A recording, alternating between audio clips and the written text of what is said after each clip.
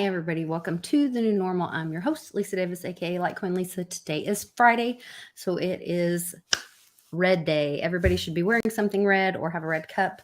Make sure you grab a drink of your favorite beverage to join us for happy hour. We'll go over current events, crypto, and otherwise.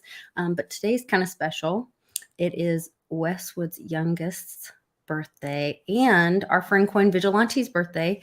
And he just had a little baby boy. But for some reason, I'm the one getting gifts.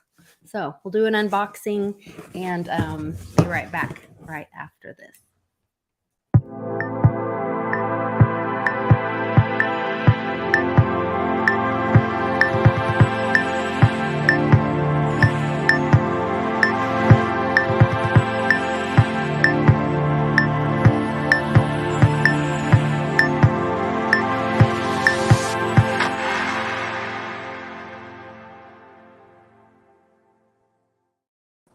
Cheers. Happy Friday.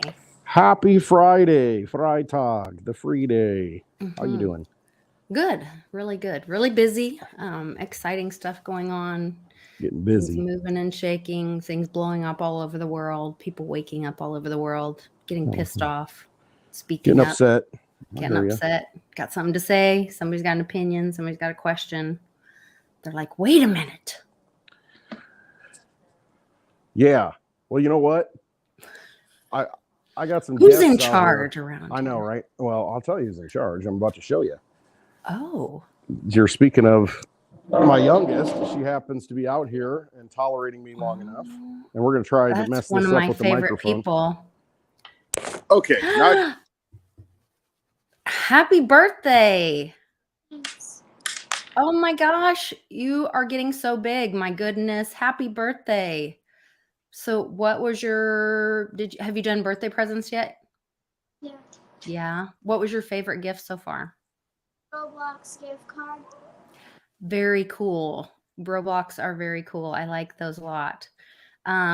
Did you get some Litecoin for your birthday yet? Not yet. I would like to send you some Litecoin for your birthday. So you have to tell Dad to send me your address and let me send you some Litecoin, okay? Okay, there you go. Yeah, hold it up. Hold on. Let me Put on her own screen. Let me make your screen a little bigger. Okay. Oh, I'm terrible at doing this on the fly. Here, let me help. Yeah, give me a minute. Hold on. Where's my wallet?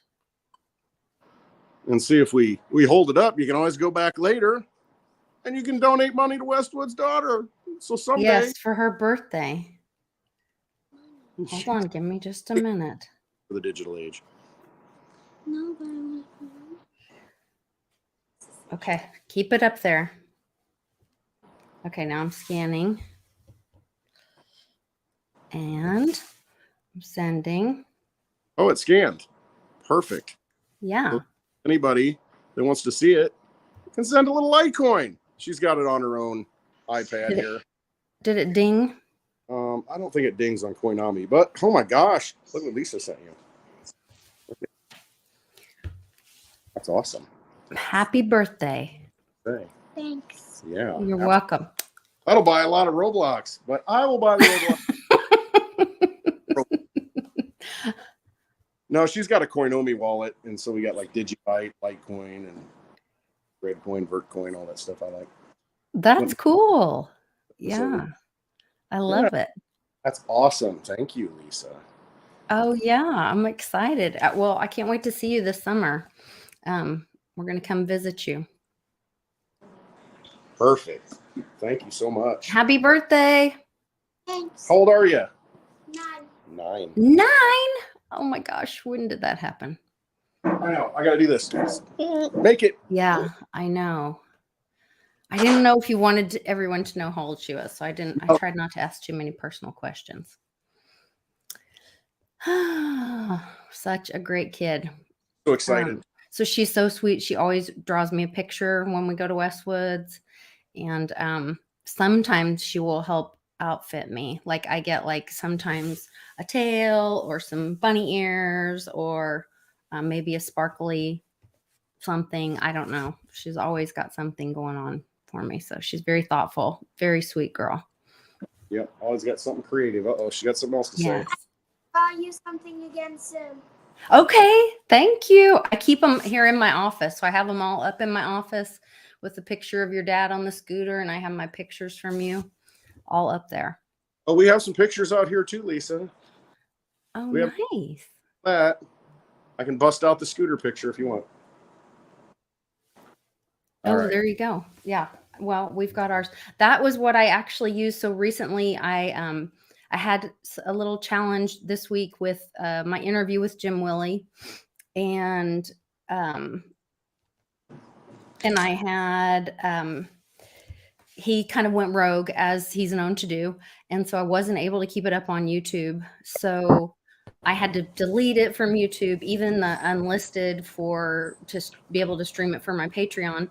And so I had to come up with a solution, and I found a way to do a password protected page for my Patreon. And then I shared the password. So each month I'll have to change the password on Patreon, and make sure that those people that are subscribed to me and supporting my work can see those kind of interviews that are kind of a little more risky to do, but give you great information. So I'll keep doing that. So now there's a Patreon page that's password protected. Another one. Okay, give it to her, and then shut the door. But the picture of you and I on the scooter from last summer is what I have as the header picture for the Patreon page. Yes, that bad boy. That bad boy. We need to make that an NFT. That beauty. Look at that thing. It's a big one too. Maybe we can do that and sell those at the Team Mighty event this April. I've got a few of them. I should have printed off more. We got some 8x10s that, bring them and put the autograph on it. Yeah. So classic. It looks like the Team Mighty event's going to be April 22nd here in Oklahoma City. We'll have tickets go on sale probably the end of February, 1st of March, to give everybody a month and a half or so to probably wait till first part of March to give everybody more than a month to plan and all that. But things are in the works. So if you have a item to donate, you can contact me on my website, litecoinlisa.net, if you'd like to make a donation. And we can work something out, like in lieu of a ticket, or I don't know. We can do something creative, because I really appreciate that kind of help. That was a big help last year. We had some really great things donated, and that helped the silent auction, which helped us make money to be able to give to Warriors for Freedom, which was our people who we donated to last year. So, and this year we have not announced who the recipient will be, because the family that we're honoring will decide that this year. So we'll let you guys know as that kind of unfolds and as their story unfolds. So kind of exciting stuff there. But that's the best way to do it, though, when you can get donations, from other people in the community, because we all have skills and then we have something to offer. And it's, let's get some donations because somebody else wants it, And so let's do it that way, that helps out a lot. And then that auction, you can do crypto. You take crypto, don't you? Oh, definitely. Yeah. Well, there you go. Because that was part of the great thing, was that we talked to Warriors for Freedom, and we were able to set them up with a wallet. And even one of the Warriors had won one of those Qubit House NFTs, and he donated it to the Warriors for Freedom program. Very nice. So that was really cool. And so, yeah, adoption with all this kind of stuff is just hand in hand. So it was really cool. I meant to put my watch back on. I went and got my nails done today, and they took my watch off. And I meant to have my Coin Vigilante watch on. Then they swapped it with a fake one. I didn't even know it. Well, no, these are very one of a kind. These you can't fake. These are the like this one? Coin Vigilante watches. Yes, right from there. Carlos and Hannah Estrada. Coin Vigilantes. And baby Estrada. Yes, and he's yeah. Dad's on the court, still working right now. So I'm going to put that off till kind of later in the show. Okay.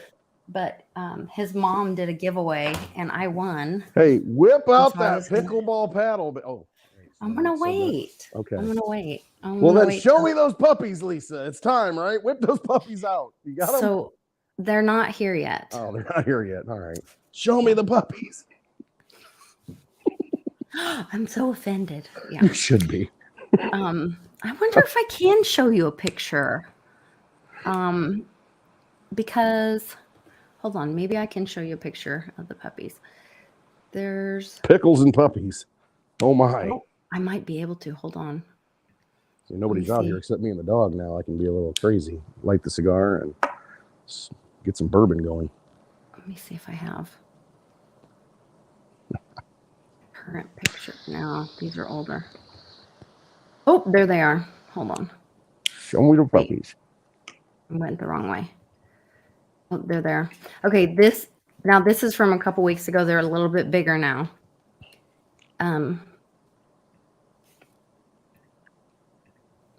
We get to pick them up tomorrow. Say I'll drink to that. Look at those puppies. Those puppies are so cute. Beautiful. So that's Rebel and Remy.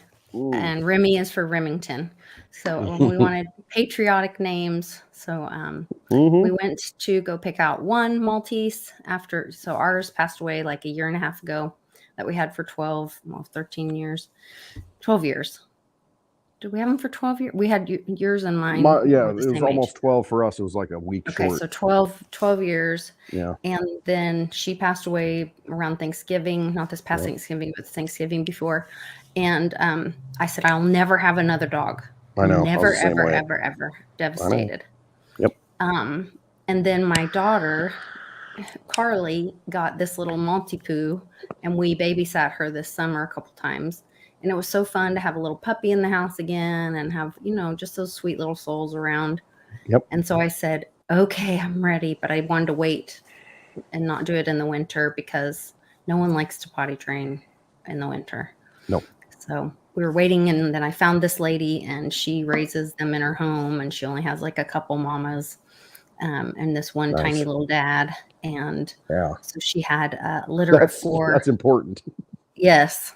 Mm-hmm. She had a litter of 4 females. And wow. Yeah. So we're grabbing the 2 little ones, and they're super sweet. And the rowdier one, my husband and my son fell in love with. And I wanted the little tiny one that was calm. Right. It's like, okay, this will be good. Be a lap dog. And yes. Nice. Quiet. Yeah. Well. And then the boys were so in love with the other one. And then I felt selfish. And then I was like, I can't decide. And Charlie goes, well, get both. And then I was like, oh my gosh, well, now what am I going to do? So no, now you're stuck. But it's good that they have companions. It really is. Because, they're so needy when you leave them at home. They're just, oh my gosh, devastated. But if they have each other, they can at least, be miserable together, love on each other. So we got a call. We get to pick them up tomorrow at 11 or 11:30. I can't remember. Oh, exciting. So everyone's very excited at our house. So there's the puppies. Oh, I love it. Got to see the puppies. Got to see Lisa's puppies. You said it. Mm-hmm. No, that's pretty funny. I love it. I love those little things. They're just cute little creatures. Yeah, pretty sweet. Unlike this crazy one that I have over here. Oh, you have the beast on the couch. She's on the couch with a chew, just gnawing on it. Mm-hmm. Trying to keep her busy because you'll hear her in the background getting nuts. She'll start barking. Mm-hmm. So between all of I think everybody's all talked out with planes, trains, and balloons and whatever. But planes, trains, and mental patients. Yes, but there is a meteorite headed for Texas. I'm sorry, I don't mean to laugh. That's the latest at that point thing of today. Absurdity level, though, is it? It's like, really? Yeah. It's going to hit Texas, too. Okay. Mm-hmm. Yeah, there's a meteorite headed for Texas. That was the latest thing. Well, somebody needs to get out there and lasso it. Giddy up. Giddy up. Get out there, lasso it, and reel it in. Now, my husband told me, and I have not found this yet. I'll try to search it up, as Cannon says. Search it up. Yep, search it up. Search it up. Search it up. Sarah Huckabee apparently. Whoa, that was weird. G Chin has a cigar celebrating today. You got any bourbon to go with it, my brother? I got some bourbon and actually I got whiskey, which technically. She called out Biden today, and I guess sicked her AG on him. Let's see. More in 5 weeks. I think every kid zip code. No, that's not it. This must be it. Announces fentanyl. Oh, I want to see the video. I wanted to play the video where she's laying into him. Yeah, she's like literally like I'm gonna try to find it real quick because it was supposed to be really good. He needs to make sure he campaigns. File a lawsuit against the EPA. She's going to file a lawsuit against the EPA. That's good news. Well, I mean, if anything, you spend millions and billions of dollars on these agencies, and then they don't show up when there's a problem like they had in Ohio. Like FEMA not showing up for Ohio? Nobody there. That's insane to me. And then you got the Northrop, what is it, the train company, whatever. Are they going to clean that stuff up unless they're forced? No. They're going to say, hey, sign here. Let me give you $1,000. If they sign, if they ask for someone to come test their home or land or water or whatever, they have to sign a waiver that says that you will not hold them harmless, or you will hold them harmless. Right. This is like this non-disclosure stuff that all these people always get away with. See, they break the law and then they bribe you to sign something to shut up and not prosecute. And I mean, it's like they just buy you off with money, or they force you into it, or they try and fool you into doing it. And it's just, I mean, I'm sick of it. I mean, don't give them anything. Don't make them accountable. Make them clean it up. I don't care if there's $10 million of damages per person, whatever. You're paying it. I'm just sick of it. Done. Take them under. I mean, then the government that's supposed to protect you, with all the money that we give them and allow them to create, and then they do absolutely nothing. Don't even show up. Pete Buttigieg, finally says something about it. 2 days ago, transportation, the transportation secretary. I mean, give me a break. And this is just absurd. I mean, that shows you that they don't care about people. They just want to give lip service. They want to look like they get enough votes while they're, getting themselves into office. And then these guys aren't even elected. I mean, he ran for president. What did he get, like 2% or something? And then they put him in charge of, all this big agency that can, what happened with the FAA? You got airlines and computer systems that don't work. And, it's because somebody did this, did that. And where's the investigation? Where's the accountability? When you put clowns in charge of things, of course you're going to have a circus. And that's what you're looking at, the big circus. Anyway, absolutely. Sorry. No, so you're a businessman running things. I'm with you. And that's what she's doing. I mean, there's just... Or businesswoman. There are some people laying down. The other thing is, once again, in Oklahoma, Governor Stitt he made, I always listen to what people say and don't say. Yeah. And he said, this reminded me of when Trump started doing like those briefings, daily, weekly, whatever. Mm-hmm. And Stitt said, I thought this was great. Cliff High said, if you don't recognize this as war, you are an army. Like, this was Ohio, this picture. Yeah. I mean, look at that. And nobody brought it up until there was so much public pressure at the grassroots and alternative media. They were literally arresting media for reporting it. I know. It's like, are you kidding me? But it was a complete blackout, complete cover up. Nobody talked about it. No federal agencies came in. Even the local people are covering it up. Mike DeWine, this guy. I mean, would you go back there? Well, I think I would go back. Yeah, right. Like you'd be back in that town. Are you kidding me? Drinking that water? Here's Obama mocking the people in the lead in the water in Flint. We invest. Can I get some water? Look at that little kid's like, oh my Come on up there. God, what is wrong with you? I want a glass of water. Get a bottle. Bottle water. I want a glass of water. Everybody settle down. This is a feisty crowd. Thank you. Like, shame on him. Yeah. I really did need a glass of water. This is not a stunt. What? He wet his lips. He did not drink it. He didn't sip it. He wet his lips. There was an audible gasp in the audience. People were just like absolutely dejected. Why would you do that? Well, that's what I was just thinking. Why? Because he doesn't have to live I there. am sure that somewhere when I was 2 years old, I was taking a chip of paint, tasting it. It's not And I that got bad some where lead. you live. Yeah, that's like talking about like, well, I didn't wear a seatbelt and I'm fine. It's like, but there were tons of people that died. Backstage, the Sick. president sitting at the table with the criminal governor decided to perform his stunt all over again. You know, generally I have not been doing stunts here, but you know, That's not what I expected. That's what Snyder did. It felt like he minimized like what people are actually going through and struggling with. If you were actually lead poisoned, you would not be president. You would be janitor Barack Obama. We were holding on to hope that he would declare a disaster area. A disaster would give us FEMA. It would give us pipe replacement, get engineers in here. Then we could get Medicare for all the residents of Flint. As soon as he took a drink of the water and said everything's fine, that was that. So if we compare that to Same thing. this right now, why isn't President Biden there? Why isn't President Biden declaring this an emergency area? And why isn't FEMA there helping these people? Because Joe don't care. Do you know what they're telling them?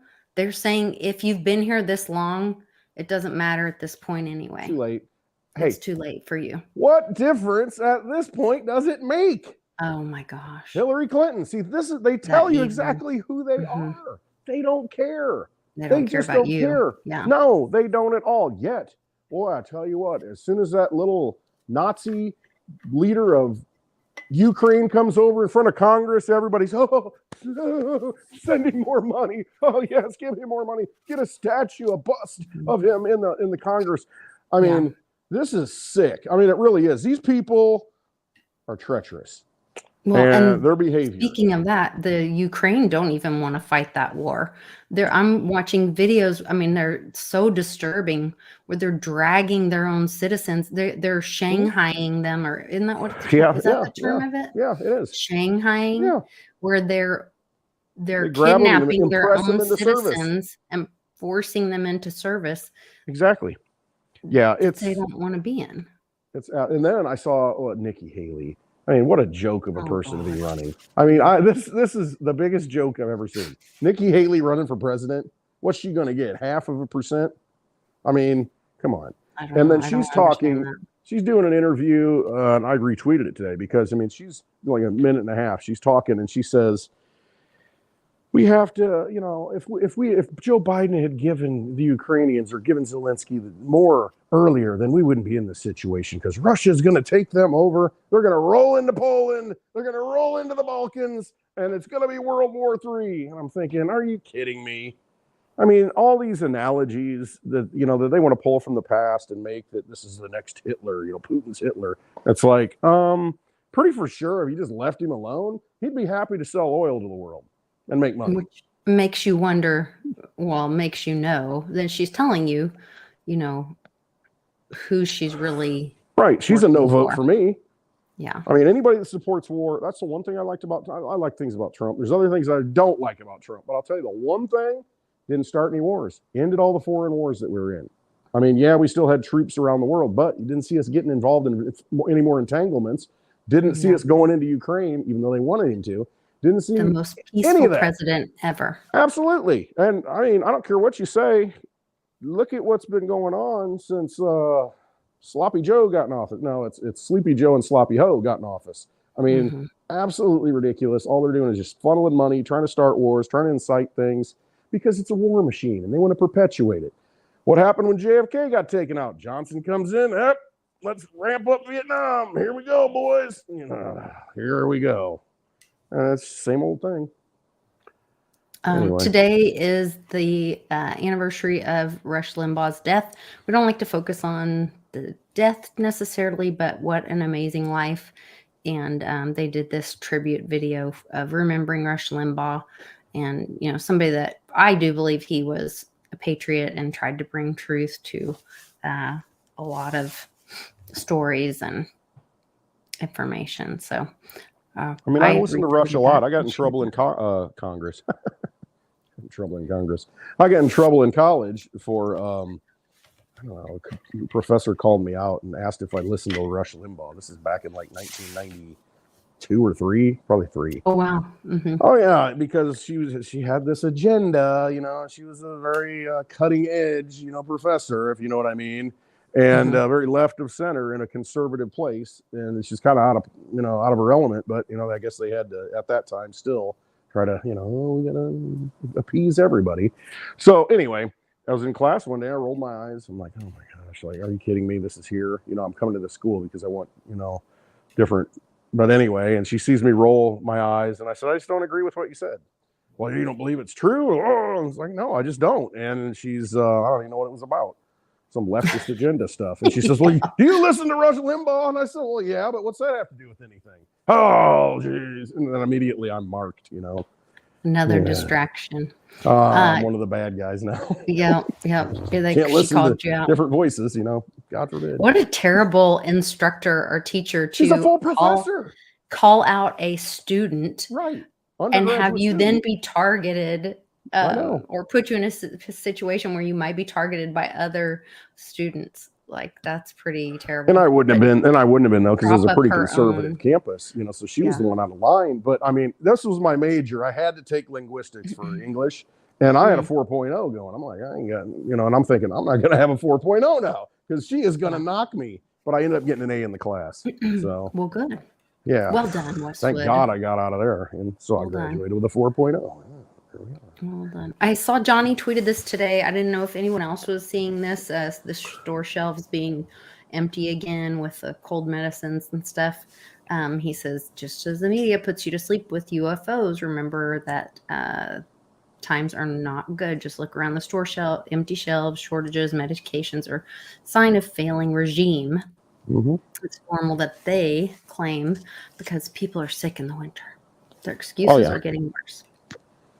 All they want to do is disrupt the supply chains. I mean, that's what they want to do. They want to completely destroy supply chains. So you're going to be begging for help, begging for universal basic income. Oh, if we get this, it'll be okay, right? Yes, everything will work fine then. We'll fix everything. But we got real problems coming because there's an Adderall shortage. There has been for a while. So we're going to have a lot of people freaking out in the streets pretty soon here. A lot of anxiety. Aliens. Detoxing. Detoxing. Well, they're telling people now to skip breakfast to save money while we send all this money to Ukraine. We can't take care of our own. We can't have FEMA to take care of our own, but we can. Well, but what they should be doing is educating people, have that big push towards victory gardens and growing your own food and becoming sustainable. They should be doing that. But instead, it's like, well, we're going to take the money and do this with it. And then I guess you're out of luck. Just make dependency. Yeah, they don't want independent. They don't want to have the kind of people that are, if they were a parent, they wouldn't be raising them to be adults. They'd be raising them to be dependent. So I want you to live in my basement forever. Okay, honey? I don't want you to go anywhere. You got to stay. This was the thing I was kind of scrolling through, searching for. Governor Stitt said, in 15 minutes, I'll be live for my first weekly press availability of the session. So I guess Congress is now in session, and he's saying like he's going to do these weekly press things. And I thought, okay, drum roll, please. 'Tis the season of the news cycle. He's going to start doing these announcements. Weekly press is he going to need to handle or make announcements weekly, those kind of things. So I don't know. Seemed interesting to me. Hey, there are things happening. I just before I walked out it was on MSNBC. I like to put the financial news shows on just to see kind of what they're talking about. They were talking about the Epstein thing, and how Yeah. JP Morgan, a high banking official, this basically said the top levels of JP Morgan knew exactly what was going on with Epstein, just like they did with Madoff. Just, it's the same old game. And it was a high-ranking, I don't want to say high-ranking, a high-level banker. And I didn't catch the name or anything, but they're going over emails between these two. And they're referring to these ladies as, oh, did you have fun with Snow White? And they're exchanging pictures. And would you like I to wouldn't meet her even call them again? ladies. No. And then he said, no, I want to see Sleeping Beauty next time. You know what they're talking about. No, I mean, not you know what's Sleeping going on. Beauty. He said, okay, here it is. Maybe they're tracking you. That was fun. Say hi to Snow White, Stanley said. Mhm. What character would you like to be next? That's it. Epstein said. Stately responded by saying, Beauty and the Beast. That was it. That was it. You're Epstein replied, well, one side is available. So just so you know, when, what's the girl's name? Bella Thorne, Yes. who was a longtime Disney child actor, who she came out with her story. She was very traumatized. She ended up, I think, going down like a really self-destructive path. But she came out with her story. And one of the things she said was that when the executives would have people that they needed to entertain, the childhood actors would be told they need to take baths. And then the girls all knew that the one that got the yellow dress had to entertain whoever they were bringing in. So she's going to be the beauty, huh? Yeah. So whoever was. Okay. So he's saying, I want to be the beast in this. Yeah. Oh, yeah. And see, that's it. It's all a sick game. And when they're you just know using the stories, when you know the whole story, like you know what these sick bastards were doing. Yep. And I mean, this is on mainstream. And I mean, both of them, they're both reporters, there's a male and a female, these people that are on all the time, every day on this financial show. And they're just kind of like, wow, they knew exactly what was happening. And it's just like, it's coming out. And people, I thought this was going to happen years ago. Do you remember when forever for Trump said bats will swing in the spring? Yeah.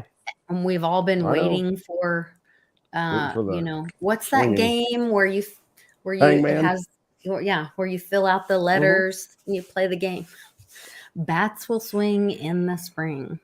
But see, it has to hit mainstream news to where people are watching it saying, wait a minute, they're actually doing that with girls and stuff. I mean, that's really what they're doing, because they hear Epstein and they're like, oh, he was like a pimp, he's sitting, and it wasn't that bad. But then you realize, wait a minute, they're underage, they're getting held against their will, they're getting groomed to do it through agencies. And then you look at the connection to Les Wexner or Victoria's Secret and all this stuff. And you're like, wait a minute. They're using the girls that they capture at the beginning to then recruit even younger girls. Yeah, because they're mind controlled. Is how it worked.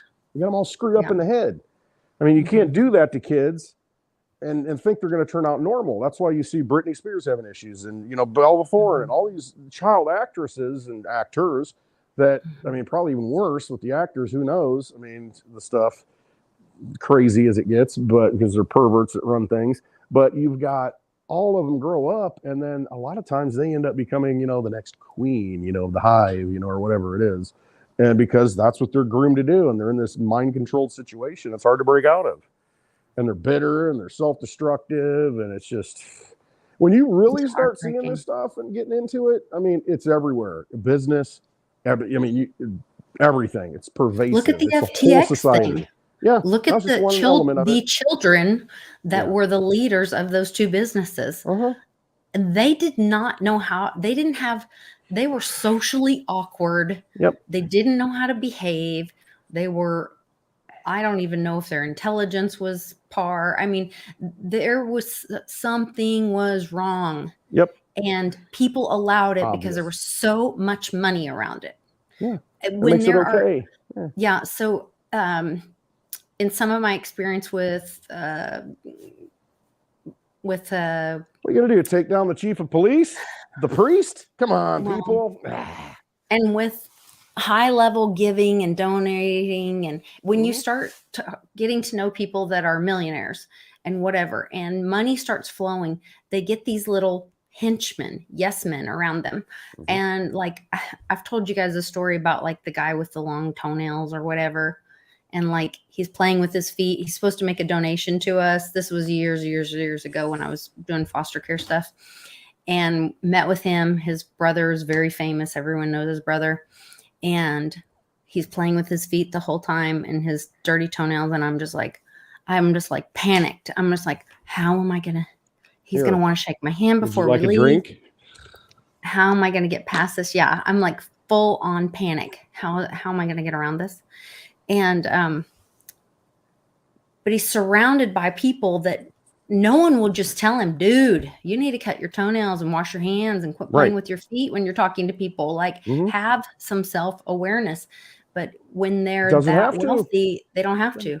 You know, I mean, and so you can see some of that in those circles. And it is disgusting. Yes. So what I did, if everyone's wondering, yes, when it was time to leave, I jumped up, and he was very tall because his brother was a basketball player. I jumped up and I went in for the side hug really quick. Sidled up and left. It was so nice to meet you. Thanks a lot. I appreciate you. And hope you'll think about those kind of things when you think about your donation. And then we ended up not accepting the donation. We left. Anyway, yes, it was super gross. Yeah, but there are people like that. You think, oh, really? Yeah, I mean, think of it. This is kind of the, you know, in a sad way, the same kind of thing, though. It's a lesson. Think of Whitney Houston and all the problems that she went through. Wanted to be, you know, mom, and just wanted a better life. But she had this talent. She could really sing. And so, you know, it propelled her to stardom and greatness. Shania, same thing. Yeah, and then you get surrounded by handler people. Instead of a husband. Right, and you have to, though, because, you know, that's how it evolves, because it's like, well, you know, you got this industry building around you. Pretty soon you're employing all these people, puts more pressure on you. You're like, I can't stop doing this. I mean, all these people are going to be out of work. You know, I'm responsible. So then you're into all kinds of drugs and this and destructive things. And you got somebody with you that's not good for you. And I mean, it's the same. And so they enable it. And so, you know, you snort and coke up your nose all day, you know, and not that she was doing that, but I mean, you know, she was engaged in drugs and stuff and alcoholism. And then, you know, and it's like, and they enable that, though, and protect that behavior because, well, she's the cash cow, or that rich guy's the one that pays for all this. So, you know, we got to kind of make sure he's still there. And so they allow and tolerate all this behavior. At some point, for all this to collapse, all we have to do is say, no, I'm not going to empower it anymore. Yeah. If you're in a position to where you're protecting that at any level, you got to say, yep, I screwed up. I let it happen a long time, longer than I should have. It doesn't mean I need to damn myself and the rest of the people, you know, I just need to walk away and come to Jesus, basically. Yeah. And say, that's it. Not supporting it anymore. Not going to defend it anymore. You know, you're on your own. I'm not doing this. And everybody needs to know who you are. And if everybody did that, the Secret Service and the guards, like in Canada, and I mean, all that stuff, the police officers, the military, they quit defending the lies and the vampires, then it all ends because they got nobody to defend them anymore. Isn't this supposed to be the year of the whistleblower? I hope data said that the year of the whistleblower. And there was recently an FBI agent that was on the stand during this these hearings that are going on that were talking about the weaponization of the government against our own people, and she was crying, and she was like, "There are two FBIs. There are two." And, you know, we think about that, you know, because we all feel like we know good police. And then we hear these other stories. We know somebody that's in the FBI or that worked for the FBI or works for the FBI and we care about that person. We feel like that's a good person, you know, but you have this duty. And I go back to when Trudeau's personal, like his Secret Service, it would be what we would call Secret Service. I don't know what they call it. I think it was a Mountie of some kind. Yeah, security detail. His security detail stood down because he said, this goes against my oath to our Constitution to protect the people.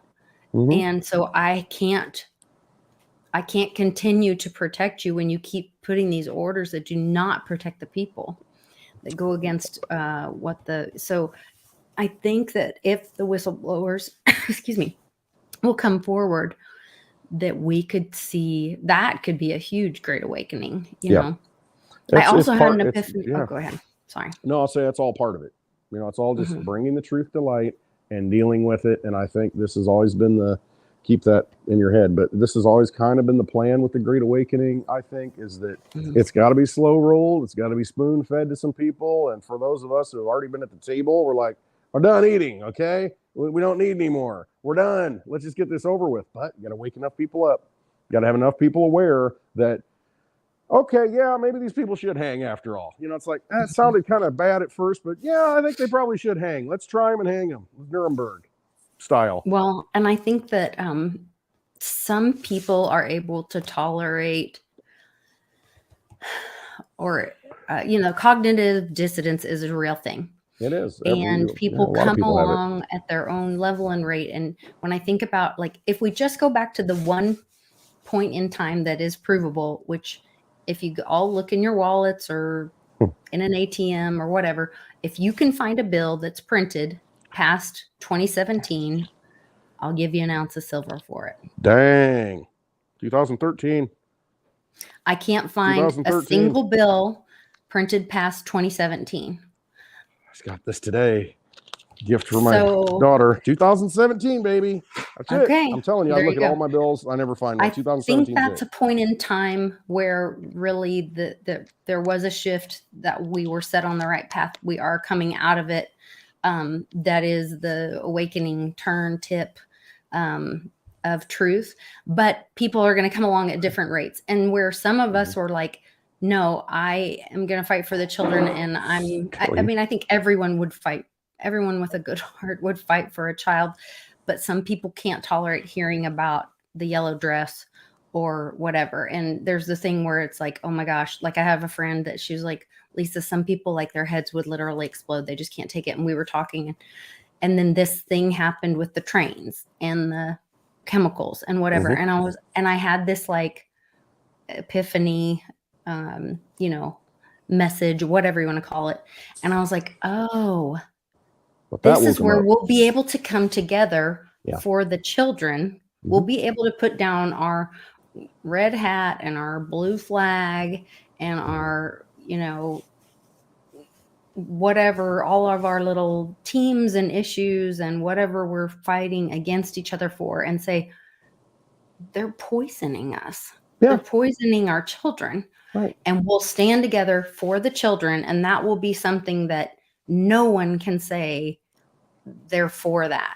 And we can come together on this one issue of saying everyone deserves to grow up with a chance of being healthy and not be poisoned in this world. Everybody deserves a chance at life and liberty and health and happiness.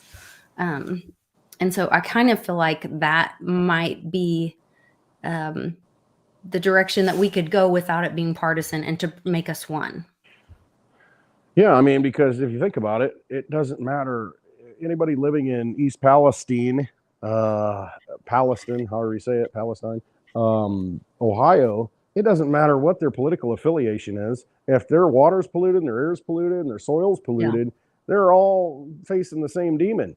I mean, it doesn't matter. And guys, that water is flowing down to the Mississippi. That's through the basin. All of America. I mean, if it depends how polluted it is, but it connects right all down of our water sources, down to the Gulf, to all of our bread baskets. That is the heart of America, and how we feed ourselves and how our water systems. See, they don't care. Just like the Fukushima thing, they let that thing, and some say it's still leaking. I mean, they let all that stuff go out into the ocean and just pollute it and dump it and dump it and dump it. And I'm telling you, they're psychopaths. Johnny says it all the time. They're sociopaths, psychopaths, they're vampires. They don't say care. It like Johnny says it. They don't care. These guys, they're psychopaths. They're effing psychopaths. I mean, they're crazy. Yeah, they are. They're vampires. Yeah. They don't care.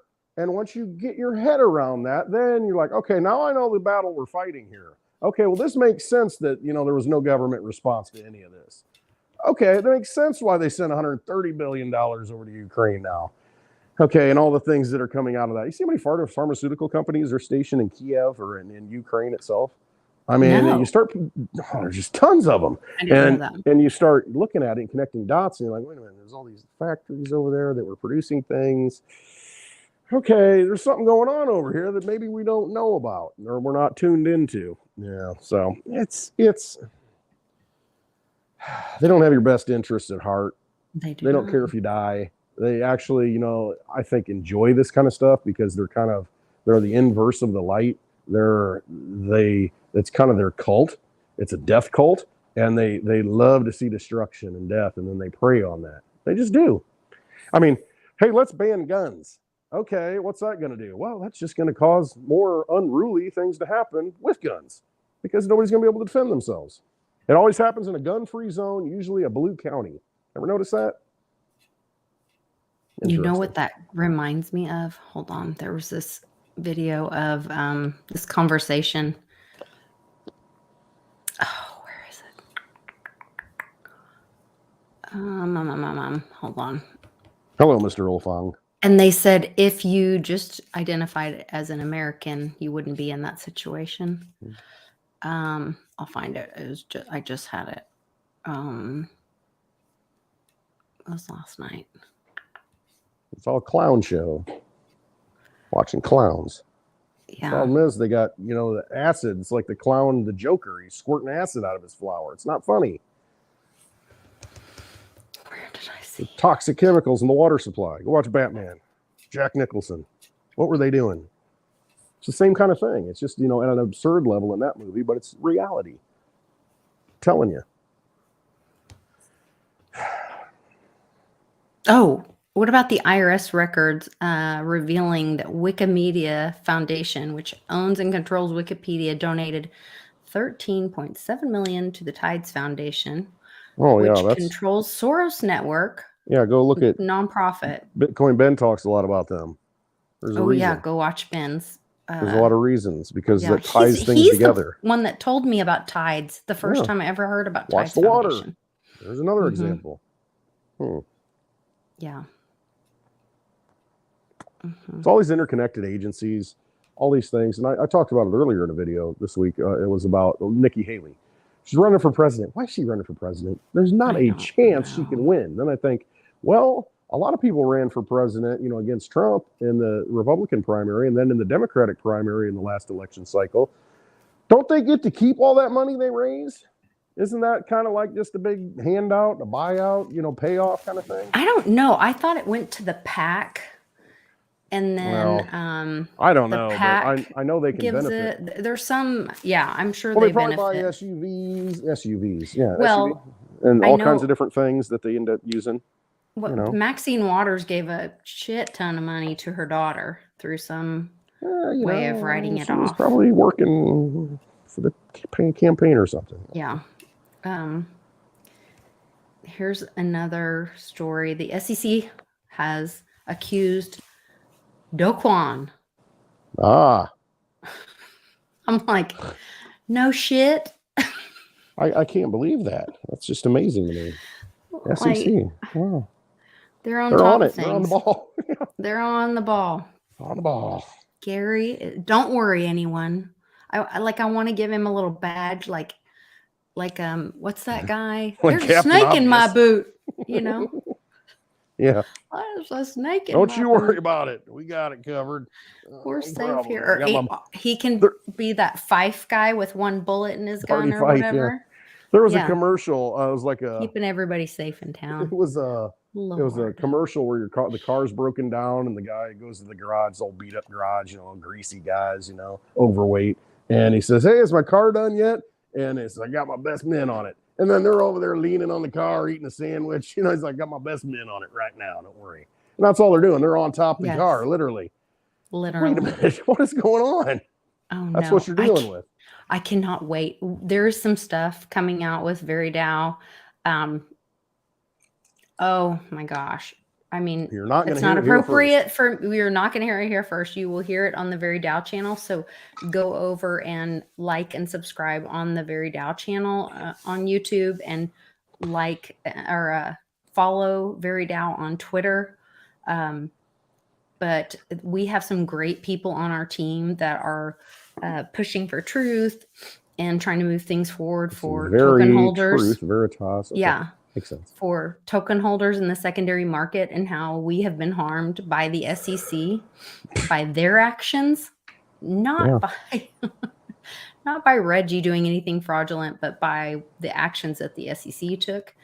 Does Jay Snip feel like he was harmed by Reggie Middleton? I mean, remember his story. I can't speak for him, but I can speak mean, for myself. Yeah. People in the past, watched his journey, and he bought some Veritasium. It went up, and he was able to put a down payment on his house. And he talked about this. Do you think he was hurt by any of this? He paid a bunch of taxes because of his profits. I mean, it's like we make our own decisions here, but they come in and they got to manipulate everything.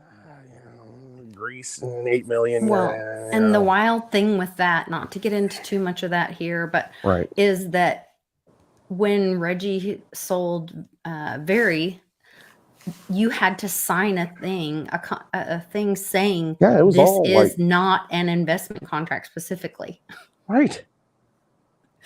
So, I mean, hey, let me work with you. I know. Well, let's work with him. Yeah, we'll work with him. He can work with us, and then we'll just backstab him. That's the way I see it. I'm not involved in it, but I saw how it kind of went down.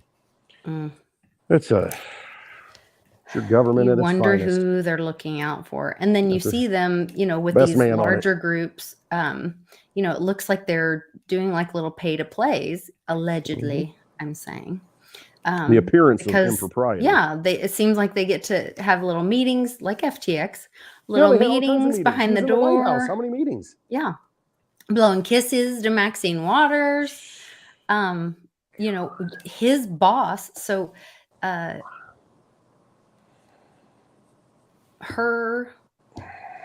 Alameda girl. Yeah. Her dad was Gary's boss at MIT. Yeah, he was like the chief of business at MIT or whatever it was. What are head the of odds business, of the that? chair. And they worked right side by side with Gary Gensler. And I'm like, and how did you not know this was? I mean, you guys don't go to dinner and smoke cigars and have bourbons once in a while? You're telling me you guys don't? Let me give Gary a call. Yeah, you don't pick up the phone. I mean, you just not what? You're telling me you don't communicate? Come on. Maybe it was Gary's twin because he's got a twin. I think he's got a twin. Seriously. How I was watching Fit horrifying. Boy one day and he was dying because he pulls it. He's like, that's his twin brother. And he's like some head of securities in some bank or something. I'm like, looks just like him. Like, is it a clone? I mean, it gets so bizarre when you start looking into this stuff and the connections, the bloodlines, and you're like, oh my God, this is all a matrix. We're living in a freaking game, a simulation here. I mean, you really feel that way. And I'm like, this can't be real. I mean, it really can't. Like that, that gif with that little girl where she's like, she makes the side eye and her little teeth are sticking out. Yeah, that one. Gary has a twin. That's something I never want to see. No, it's really not. Can you imagine the two of those walk into a party? No. It's a Halloween party. I don't know which one's. That's what I was for Which one's Halloween. the lizard? I don't know which one it is. Oh, I got rid of my mask. My son asked, he's like, what is that? I was like, oh, it's my Halloween costume. I printed up a Gary face and taped it to a... You've seen those masks, though. I mean, it's just unbelievable. They peel the masks off. It looks like they're the same person. So I don't know what's real anymore. I mean, I look at the video stuff. I don't know if it's digital at this point. I don't know if it's real.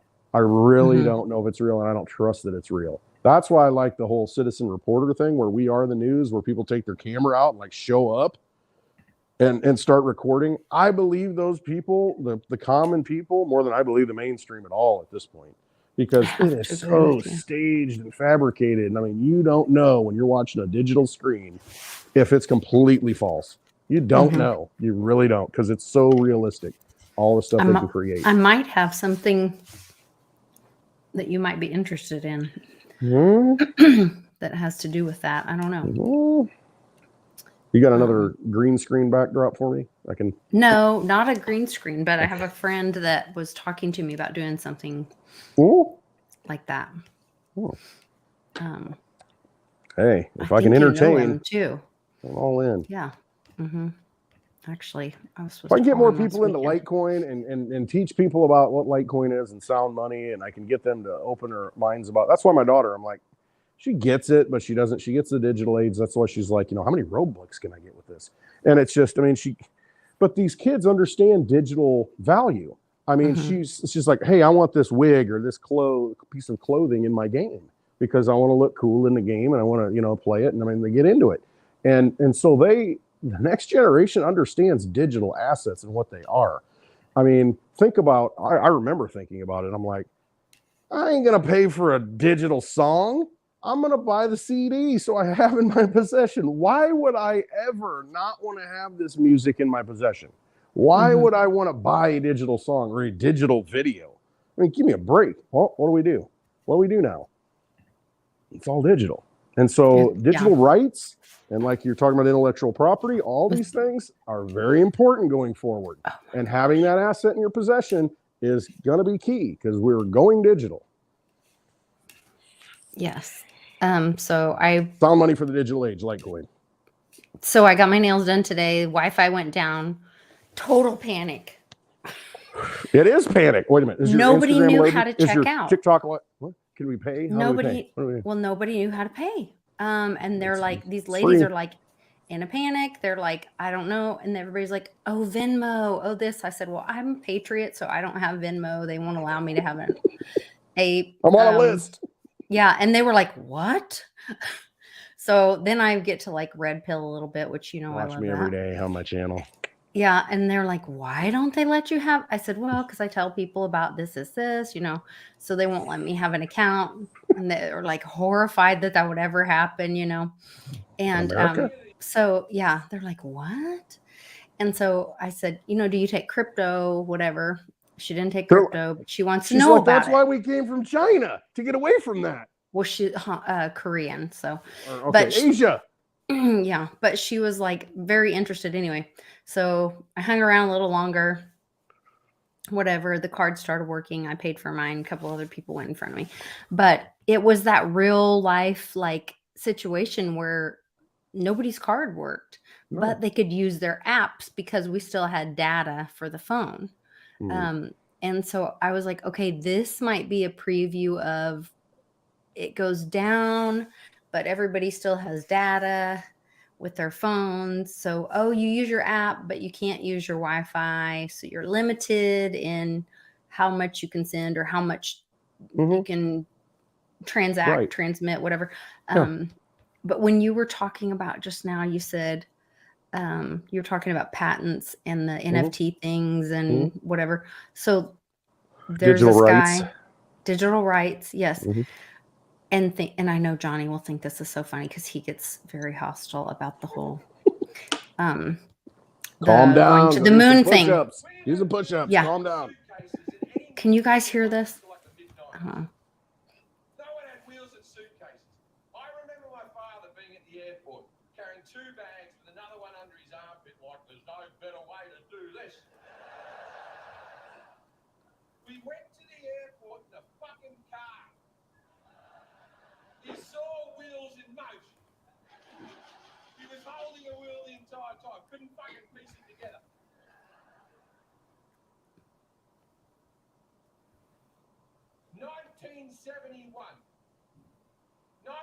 '71 was the first time the patent office got a patent for a suitcase with wheels on it. 1971 was the first time anyone on this planet thought to put wheels on a suitcase.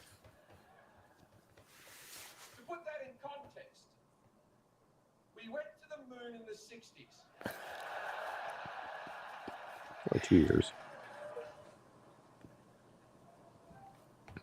This means that Neil Armstrong left his house. And carried his. And he said to his wife, next time you see me, I'll be on the moon.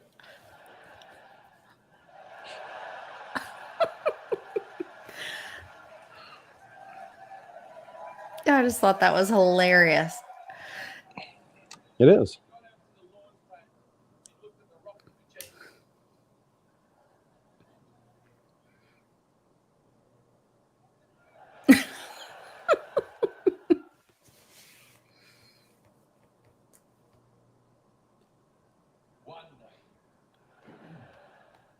One day they'll put rockets on bags.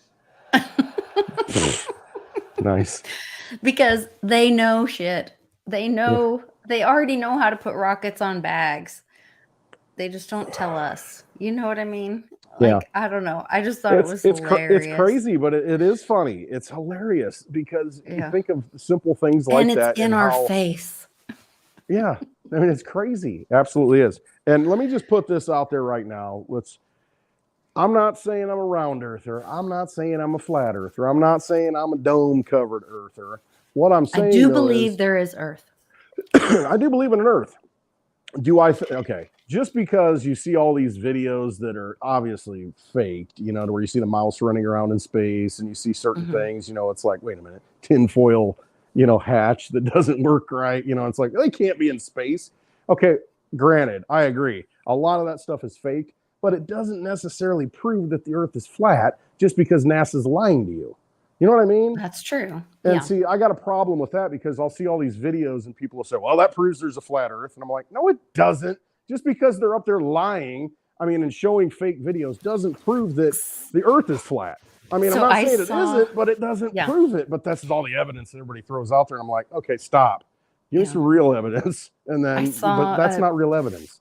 A video NASA's lying. Yes. Of Hillary talking about the glass ceiling and breaking through the glass ceiling. And this person was like, see, she knows that there's a barrier, dome or something. I'm like, not really. And I have friends that I love and respect very much. Right. I'm just saying I'm not saying it isn't true. I'm not saying it isn't flat. I don't know because I've never traveled that way and I've never gone into, outer area, the firmament. I've never done that. I don't know. But it's just like, I just have a hard time, with some of the arguments. And I'm just like, come on, people, this doesn't prove it. It doesn't prove anything. It's just like this. Just because I don't think we went to the moon.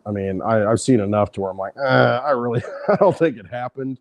I really don't. I see it looks too staged, and you see the clips and movie set and practicing. Is it Neil Armstrong that talks with that little kid and says, "Yeah, that's a good Buzz question Aldrin because we Buzz didn't." Aldrin. Buzz Aldrin. You look at him, and he's just like Mr. Negative. He's like, because we never went. I'm like, oh my god, they're probably, shut up, Buzz. And but. You look at the astronauts, and I get it. I've seen the video when they come back, and they look like they're just kind of in shock. It could have been that they saw aliens up there or bases up there, and like, oh, we're in trouble. Okay. Remember, was it last year or year before? It was during the Great Infection that Shatner. They were taking people up in Bezos's rocket, his big phallic rocket. Yes, and Shatner came back and was like, visibly shaken and crying, and he was like, what I saw up there, like he was so freaked. Right. And what was some that about? People will attribute it to, it's like it was so life-changing. It's like climbing Mount Everest or something. Oh, it was just such a life-changing experience, and he was so emotional because he experienced that it changed him. You can interpret it that way, or you can interpret it as maybe there's a lot of things up there that we really aren't ready for.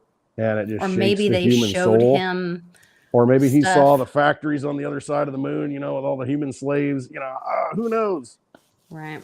Hard to say. Antarctica. Right. And I agree that's a problem. Nobody goes to Antarctica without permission. There is an Antarctic treaty, to where it's like nobody goes there. It doesn't mean it's an ice wall. It just means that, hey, maybe there's some stuff down there that they don't want us to know about. Just saying. Speaking of freaky things, and something I think I sent you earlier this week that I want to discuss. Okay. So, the new coin came out. Yes. For I got England. some theories. Great Britain. So, notice first of all, old witchy poo is facing one direction. And it reminds me of the movie Goodfellas. Is facing the other direction. One dog goes that way, one goes that way. Also, notice she has her crown and he doesn't. Okay. What's the date on it? What's the saying about what's the date fell on it? down and lost his crown? Yeah, one fell down. Is there a date on it? Can you see on either of them? On the coin? It's on the other one. Yeah, the front of it. Okay, we're up at the top. What's it say? 2023 Britannia set. I'd have to look. Yeah, this might be a question for Andy Sheckman. because I'll ask Andy next week. Yes, because I saw that and I was gonna look into this a little bit because you're 100% right. She's always wearing the crown. They got the young queen. So why wouldn't he have his crown on? I don't know. And here's the thing: somebody needs to fact check this right now in the chat.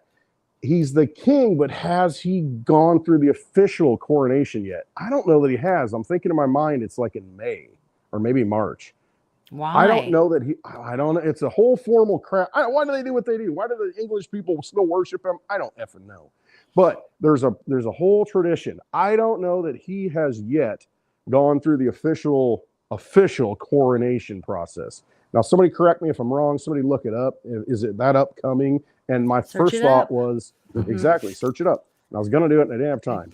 So my first thought was shut my window because maybe it's a formality to where they can't do it yet and put it on the official coin until he's officially coronated as the king. It might be a timing thing. I don't know. Okay. There might be like how her funeral's dragged out like 2 weeks, all that mourning and all that stuff. Maybe there's a time frame before that can happen. There might be a reason. But no, I agree with you. It's odd, isn't it? It's odd. Isn't he supposed to be the king? Yeah. I'm just saying. The best friend of Jimmy Savile?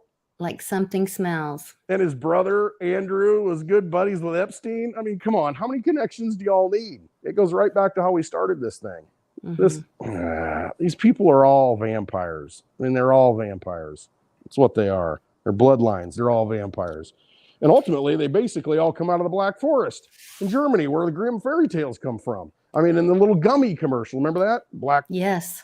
So I'm telling juicy. you, it's all connected. Yes. Remember when we told told Mitchie about that? He's like, and then we were driving. I think that was on our trip to Pennsylvania, and we showed him the video. Maybe it was Jersey. Yeah. I don't know. We were on one of our trips. And I think we were near East Palestine, Ohio I at don't the know. time. It was me and Mitchie and Westwood, and we were in the truck together, and we were driving for miles and miles. And so we're starting to talk about stuff, and I was like, "Oh yeah, and this commercial with, I should pull it up. Yeah, search it up. Pull it up if you can find it. Search it up. Search it up. It's Black Forest. That was one of his. That was one of his. He was so disturbed. Awakening moments, and and I really blew his mind a few weeks ago. I said, "Go look at the Oreo cookie, and go look at the symbols on it," because he loves Oreos, and he looks at them, and he gets back to me later, and he's like, "Man, you were right." And he says, "Yeah, you told me one time, once you start looking at things and go down that rabbit hole, nothing's the same." He ruined Oreos for him. No, it's very look at an Oreo cookie and look at all that stuff on it and do some research on it, and you're like, whoa. Okay. All these companies and all their symbols, I mean, it goes so deep that you're like, this is not a coincidence. They're all kind of doing the same weird stuff. Am I just not in the club? Are natural juicy people. So juicy, yeah. So juicy, yeah. So juicy, yeah. Yeah, so juicy, yeah. Who love natural juicy gummies. At dawn, we sound the juice horn to commence the gummy harvest. Everyone in the Black Forest helps to gather the crop. That's an odd way to harvest except the crop. Albrecht, who lives in the tree. So juicy.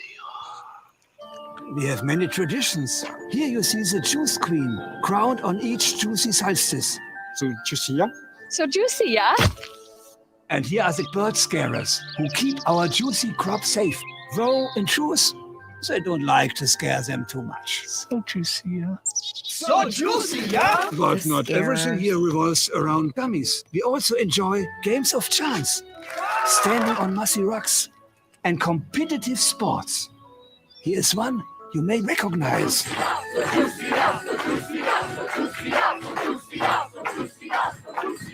So juicy, yeah. The people of the Black Forest are very natural, juicy people who love natural, juicy gummies. Black Forest, so juicy, yeah. So creepy, There's yeah. so much in there. There is so much symbolism. The scarers. The Schwarzwald, the dark forest, the Black Forest in Germany and Germania. I mean, all the Brothers Grimm, they're how they lick quote, the gummies and stick them on the queen's head on the spike. It's all this symbolism stuff. Oh my God. I mean, bringing the sacrifices and, But I mean, when you look at it though, I mean, grim fairy tales, you ever read that stuff? And it's like, hey, we're going to cook some kids in the oven. Hey, we're going to eat children. And I mean, these are like stories collected by these German brothers, Grimm, that are talking about these stories from the Black Forest in the area that, have always been around. Which was the theme of the White House this year for Christmas was gingerbread. They put it in your face. Today on the news, they said, oh, it's like a Grimm Brothers story when you read that Epstein email. They literally use that. They're telling you where it all kind of sources from, where all that darkness comes from, the hunts in the woods, all that stuff. How far down the rabbit hole do you want to go is really what it comes down to. You realize that the monarchy that currently sits, and tie that in, on the throne or, whatever, the monarchs, the Hanover family, the people from Germany, they're all Germans. Sick. You take it from here. I'll be right back. Okay. No, it's a German monarchy. And you look at what happened in World War II, the sympathizers in the German family, they sympathized with Hitler. And I mean, all these families are related. Why do you think they intermarry? They want to maintain that bloodline. They want to maintain, that what they think is pure. They don't want, us, these serfs, these peasants, these creatures to be used for our energy. They don't want us to be part of that. And I think that's a lot of the reason why you see Harry and his, I don't want to get into the whole royal scandal crap, but I mean, one of the reasons I think why he's an outcast is because, first of all, his dad probably wasn't Charles. Not that that's a problem in the royal family, all that messing around. But I think a lot of it is, you look at her background and she's, not pure white and, had all these allegations of race, that he would marry someone like that, an infidel or a, less than us kind of person. And they're no longer associated with the royal family, they've broken free. So, I mean, it's a very tight-knit group, let's say. It's a very, very protective of themselves, very secretive. You look at the possessions that they have, all the companies they own, all the land they own, and you think that they don't have control. They can suspend Parliament in Canada, the Queen could. I don't know if he's king or not at this point. Who knows? I mean, given everything that's happened. But, I mean, the power was still there. The lands were still there. And what is power? It's land. I mean, owning property, controlling property. Do they pay taxes on it? Nope. They have what's called a allodial title. And see, if we all had that, that means you have sovereign ownership of the property, of the land, a allodial title. And we can get it. There's a process to do that. Maybe we should all do that. Take possession of the land to where it's outside of the jurisdiction of a man-made government. It's almost like you have ownership because of, how do I say this right? See, they believe in the divine right of kings. Their blood, God has anointed me. I own this because I am, chosen by God. For whatever reason, I am king because I'm king. Therefore, I am chosen by God. So I have title to this, and it's God's choice. And so, I mean, if we assert our sovereignty, because after all, aren't we all children of God? If we assert our sovereignty and know the rules that they put in place, that's how we beat them. If we can learn those rules. I mean, that's one way to beat them. The other way is to just basically expose them for who they are. And so they're shamed and they can't walk down the street and leave their castles. I mean, all of this is just a big, it's all theater. It's all a fraud. It's all an illusion. I mean, this dollar bill, we talked about earlier in my pocket, if you look at it, just look at the top. What's it say? It's not a dollar. It says Federal Reserve Note. And, this one happens to have, a little stamp on it. I don't know how it got there. It says, buy Litecoin.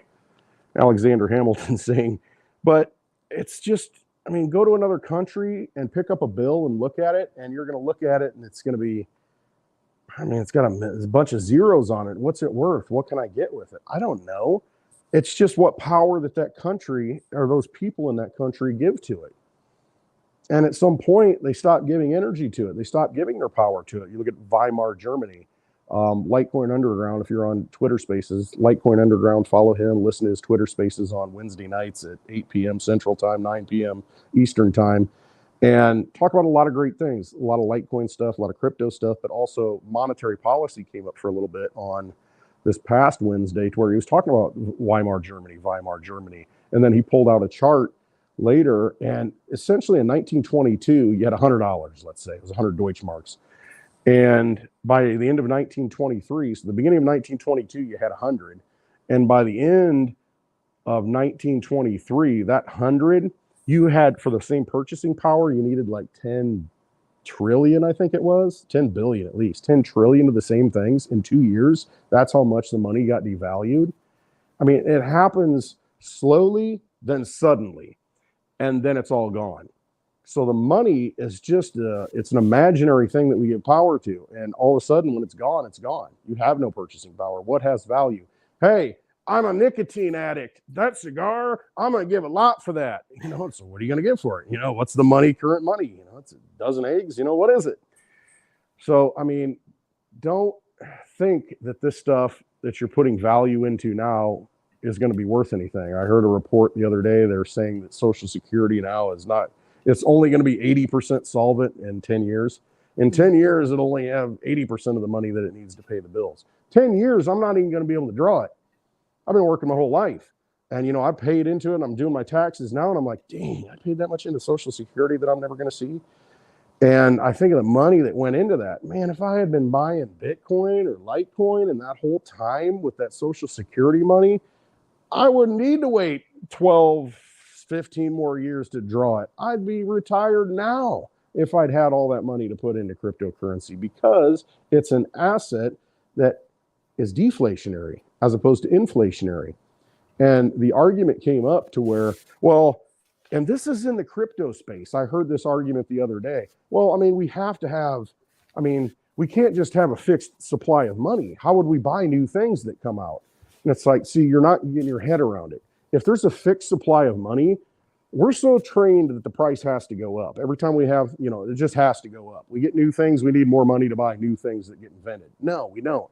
What happens is, as more products come into the market, when we have a fixed supply of money, those products cost less. The existing products cost less, because you're going to take from that existing pool of money and buy the other product with it. So it doesn't matter. You don't need more money to buy things. You just need less of the money that you have to buy more things.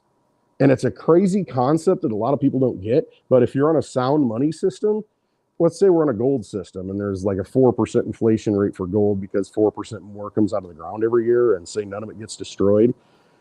Okay, so we know how much gold there is. And let's say, oh my gosh, there's this new invention. We all have to have this replicator. It's going to do this, but we still need this other stuff.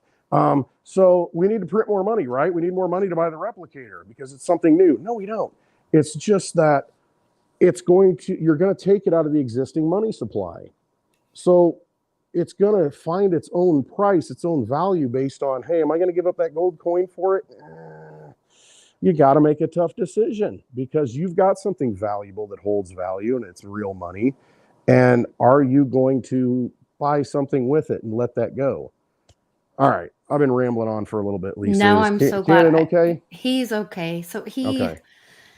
has he has what's called cyclical vomiting syndrome, which is a migraine that is in his abdomen, in the synapses of his abdomen, from anxiety and trauma and stress. And it started a couple months after Mia passed away.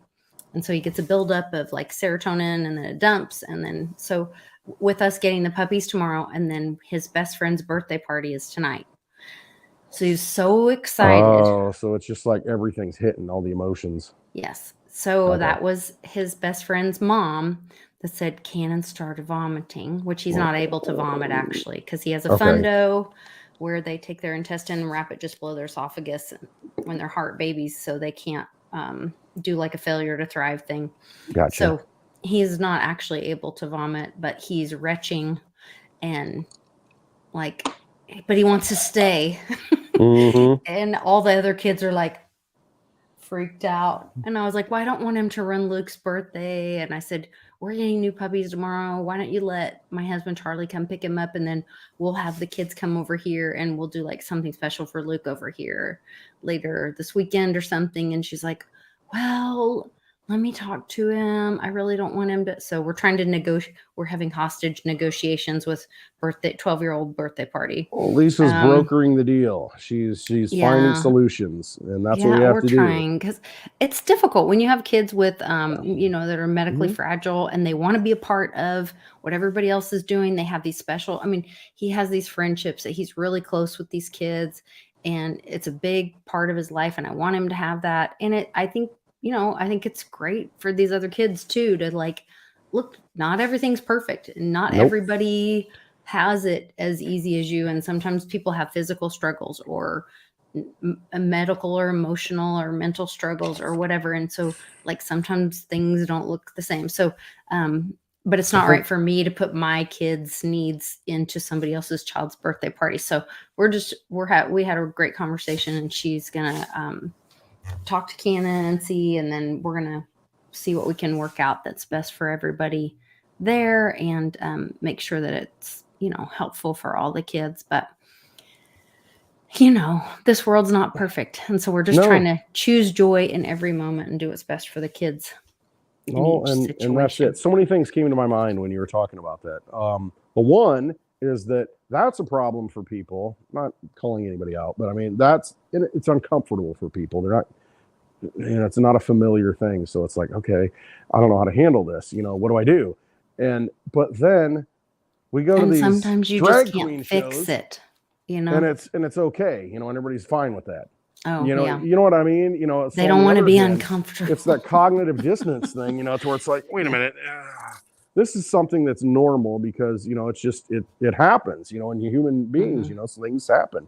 But this is a choice that is getting projected, and it's like, oh, let's not offend them.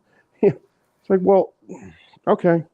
I think it's a good thing, and this doesn't apply, but this is just the way I think. I think it's a good thing for people to go into nursing homes when they're kids. And I remember in my small town, and it's good to see that. Go to a soup kitchen. In the little town that I grew up in, like 200 people, there was still a nursing home there. And I remember there was this guy that rode his bike around. He was a little wacky.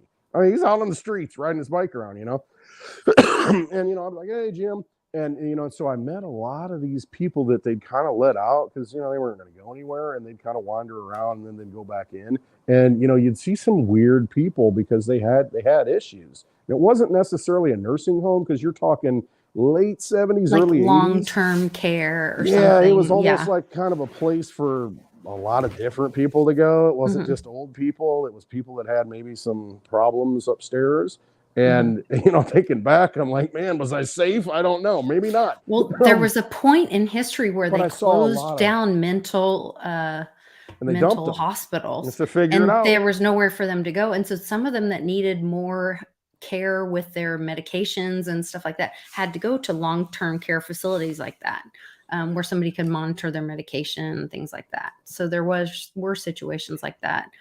Some of the worst situations were that then they had nowhere to go, and they were on the street and then didn't have somebody to help there's always manage San their Francisco. care. So yeah, the world's biggest open air mental facility. But see, that's it. There's so many people that have legitimate problems, not self-imposed problems.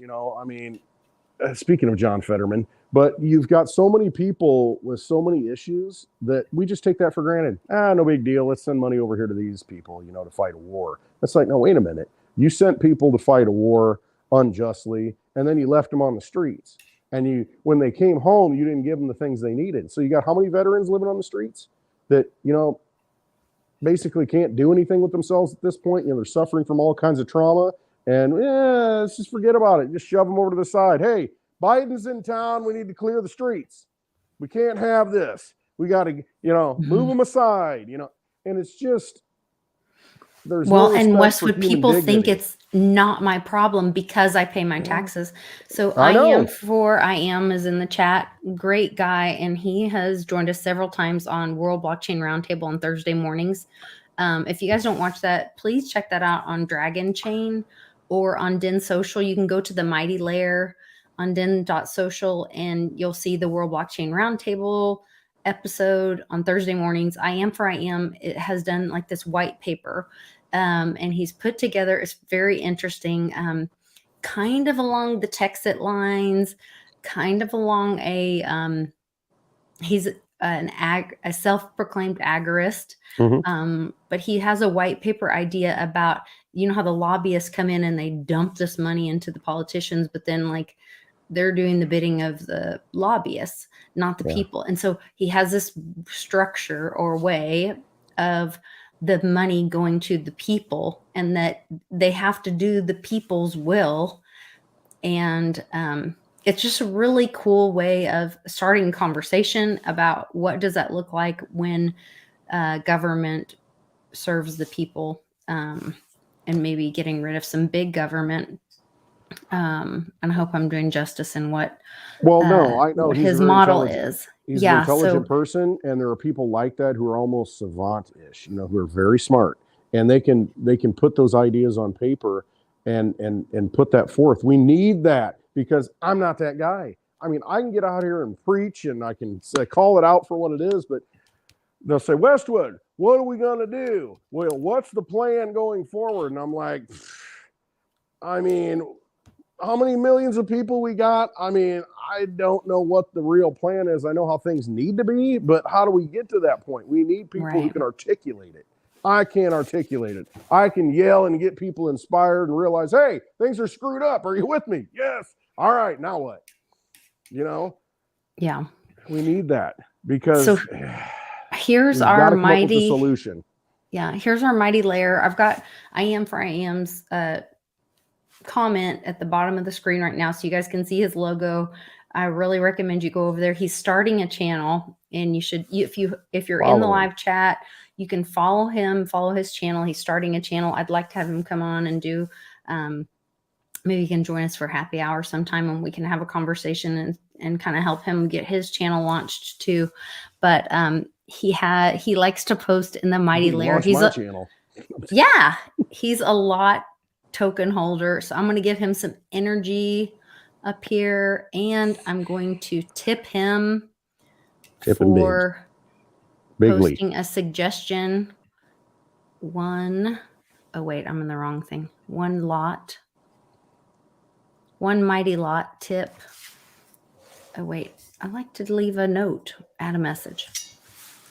Thanks for the suggestion. And you can participate in this as well. If you go to Den.social, all you need is an email, which you can start a brand new Gmail if you want anonymity. And Or you Proton can join Mail. Go to Proton. Yeah, whatever kind of email. Whatever you want. And then you can have your identity through an email, join Den.social, and you can join the mighty lair. It doesn't cost anything, but then you're part of the community, and then you participate, and then we can all kind of play in this world together. So I tip him one lot. This cannot be undone. Oh no, my screen's not big enough. Hold on. This is going to go down on your permanent record. Uh-oh. Come on. It's on the blockchain. Oh, I love Distant is like one of my favorite people. He is my first of all, he reminds me of Animal from the Muppets. He's like a super into music. He's got this big beard and a big smile all the time. And he's like a big, like, he's the opposite of me with a lot of things. Like, he's way younger than me. And he's like way into, oops, I hope that's not Canon again. Oh, it is Canon again. Okay. I got to take this. Anyway, so I'm going to put this question up. Westwood, can you read that and start having a discussion? And I'll be back. I'll be right back. Let me look over here. All right. Hello? All right. What am I reading? And there it is. Given the censorship on YouTube, what do? We don't want echo chambers. We need to do something. Real truth is being missed, suppressed, and those that are ready to hear the truth don't get to see or hear it. What should we do? It's a numbers game. How do we get more people on alternative media sites? Reply. How do we do it? It's a question. I mean, it really is, because I've had 3 of my videos on YouTube ripped down, and it was after, 6 months, a year. So they go back and they actively do it. I don't have that many followers on YouTube, but the ones who do, they listen all the time. And I do my videos every morning. Usually this week I missed a couple of days, but I'll rant for 15 minutes, 20 minutes, 30 minutes, whatever. And it's just, I'm in the car, I drop my daughter off, and I mean, it's just things I talk about, just what's happening. And so I just say it. And so I post it. And on YouTube, they make it easy because I don't want to have to set up a camera, studio, you know, and all this stuff. My studio is my phone. I'll stick it up on the dash and then I'll do it. The thing is, YouTube, centralized that it is, you know, they're going to find a reason to take you down. So it's important. And I've struggled with this on where do I put videos? And right now, there's not an easy platform to do it. Everything takes work. You know, freedom is not easy. But it's, you know, so what I've done is I link it to Odyssey, which is library. So every time I put up a YouTube video, it goes out there so you can watch it on Odyssey. And hopefully that'll be around after YouTube fails or it takes down all my videos. But it's a legitimate thing, you know, because everybody in the mainstream, you know, people I know, I mean, they're going to go to YouTube and watch stuff, or they're going to go to Facebook and watch it. Depends how old they are, you know, or they're going to go to TikTok and watch it, and they're going to go to Instagram and see stuff, and Twitter and see stuff. But it's like, they're all still centralized. You know, where do we put things so that they're going to last forever? And that's where blockchain comes in, but blockchain has its limitations on space. So that makes it difficult. You know, you can't just upload a half-an-hour video to the blockchain and have it on the Litecoin network, you know, the blockchain. So it's like, what do you do? And so these are things that we need to work out, and they are evolving. But, you know, for somebody like me, it's like, hey, you know, I'm doing this after I drop my daughter off. I got to go to work when I get home. This is the time I have. Boom, get it done. I want to get it up there easy so somebody can hear the message and hopefully gain something from it. But I don't want it to just get censored and erased. You know, so we've got to come up with solutions, and we're all a part of this. Everybody. I mean, I've had these discussions in spaces, you know, just in the past week, to where it's like, what can we do to fix things? How do we do this? How do we do that? And it's just about communication. And I'm an introvert, believe it or not. I would rather be here by myself with the dogs and be left alone. That's all I want. But not true. Well, I mean, to an extent, At some level, yes. At some level, you know, I don't want on to your take own. crap. Yeah, if it's on on your my terms, own I'm terms. good. I love people. I do. I like to give big hugs. If I'm the Muppet, I'm Fozzie Bear, and I'm also the guys in the gallery laughing and making jokes. You know, so there's a lot of different characters here. Yeah. But I mean, it is a legitimate concern. We need to figure out how our voices get heard. Free speech. I mean, there's a reason why, you know, the First Amendment has freedom of the press, you know, freedom to report, freedom to share an opinion, and to expose the truth, you know, to uncover the truth and expose the lie. I mean, it's important, and our founding fathers knew that. And so we have to make sure that we give energy to those platforms that do indeed support those principles, because they're human principles. I mean, that's all those rights are. They're human principles that we just put on paper. And we got to start respecting that and start living that way and giving our energy to those things, because there are people out there that don't care. They understand that, and they want to do the opposite because they don't want us to have a voice. They want us to live in darkness. They want us to be the serfs, you know, on the plantation. They want us to be the slaves, you know, on the fiefdom, and that's what they want. And let's remember that was, that the Great Infection was about dividing us. Absolutely. And so when you see it in these other formats, it was much easier to hide in these other forms of censorship than in the Great Infection. It was like, are you serious? Like, I mean, we stopped talking to each other in the grocery store, where, you know, I mean, at the checkout in the grocery store, and you're embarrassed or worried someone's going to think, yes. I'm like, oh my gosh. I'm terrified that my child is going to, you know, touch an old person and they're going to sue me for killing them, or, you know, threaten me with, you know, attempted murder or something ridiculous, you know, all this kind of ridiculousness. But that's where vampire, you're gonna die where we all anyway. were. But yeah, to I am's point, like, where I really have a challenge is, like, it's great that we do have, you know, things like eternalize this. If you guys don't know, on Twitter, any tweet that you post, you can do @eternalize. I think it's eternalize _ but I'm not 100%. Eternalize. It's either eternalize _ this or just eternalize this. And it's a project by Dragon Chain, but it will go and take the tweet that you replied to and put it on the blockchain forever. saved, and important. categorized. See, Yes, that's we're so important. we're because you recording look- history. Yes, with you that. look at the first block of Bitcoin. You look at the first block of Litecoin. I mean, Bitcoin, what was it? Chancellor promises new stimulus, whatever it was. On January 3rd, 2009, the first block, they embedded that message.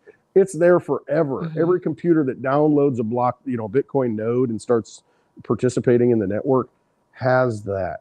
I mean, so you, as an individual, one of 1,000, 10,000, 100,000 people, you're maintaining that record, for history. It's like you are a library that is perpetuating the truth for in eternity. Immutable. And- The fact that we know what the word immutable means, Right.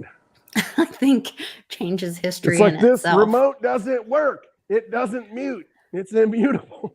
It's immutable. You cannot. We have a superpower. We cannot be stopped. Like- Yeah. My challenge is that our community is so strong, Costanza. and we have so many powerful, strong, intelligent people in our community that share do. so much knowledge in the live chat that I really need a platform that will allow my community to come with me wherever we can go to not be censored.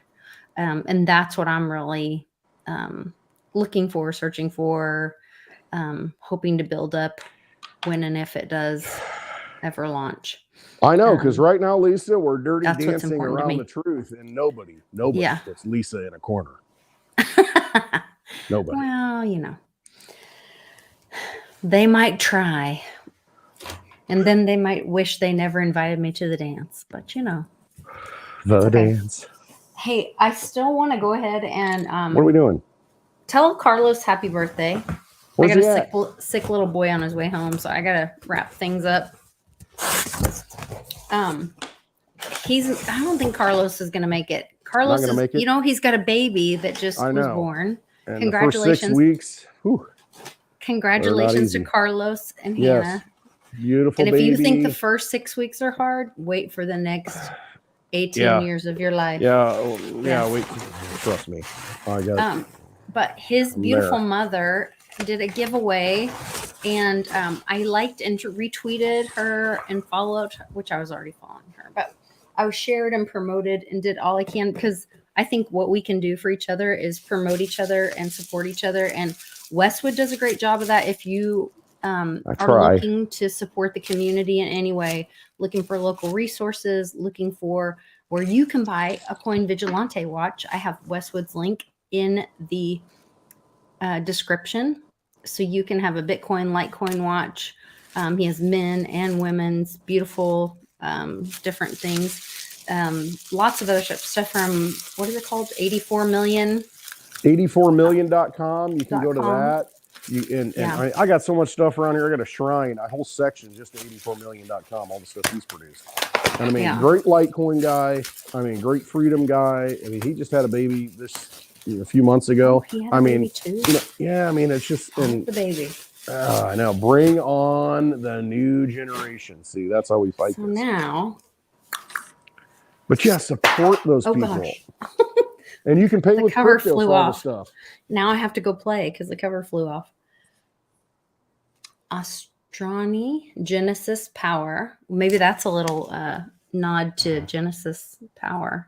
Genesis. The Genesis block. The beginning. start. So thank you so much for my pickleball. And my daughter's so excited. She's like, oh my gosh, I want to go play. Have you guys ever played? So I'll be playing pickleball with my family now. We live streaming pickleball. And I can walk in like a badass with my own paddle. Oh, they'll be like, ooh, where'd you get that? Ooh. Yes. I think you're something special Like- here. Yeah. Oh, with the Estrada family. They're like Yeah, the friendships. Estradas, Mm-hmm. They're Yeah. chips. I know Eric. somebody. Eric Yes. Estrada. You know Eric Estrada? You know Poncharillo? I did have a crush on him when I was a kid. Eric Estrada? Just saying. Oh, yeah. What, Mhm. what girl didn't at that time? You know, they're I know. driving down the California highway and He's the hot. helmets and just Just oh, man. saying. He's got the pants on. He whips that leg out and Yeah. over. And oh, man. Dang, Eric Estrada. But it was a Mm. thing, like, so I had so many sisters, and it was like, who liked John and who liked Ponch? And both my sisters liked John. Yep. Because he was the blonde hair, blue eyed, and I was the rebel. Yep. I liked Punch. Who liked Bo and who liked Luke? You know, Yeah, it's like I who, liked the Ginger bad and boy. Marianne. You know, which one is Oh, it? there you go. I didn't know the boys had the same thing. Oh, Okay. yeah. Ginger Marianne's like, hey, we're on an island. Does it matter? Mrs. Howell, I don't care. No. Oh, dear Lord. Lovey. I'm when you with look Tom. like the skipper, you don't care. You know? At that point, have a great weekend, everybody. Thanks for being patient, you guys. Sorry I had to dip out a couple times. Trust yourselves. Don't trust us. Trust yourself. That's right. Trust yourselves. Take Have care. to. You do. Love to you all. And I'll try to pop in with the pics of the new puppies tomorrow. Oh, you got to show those puppies this weekend. I'll show the Been puppies waiting this for a weekend. long time to see your puppies.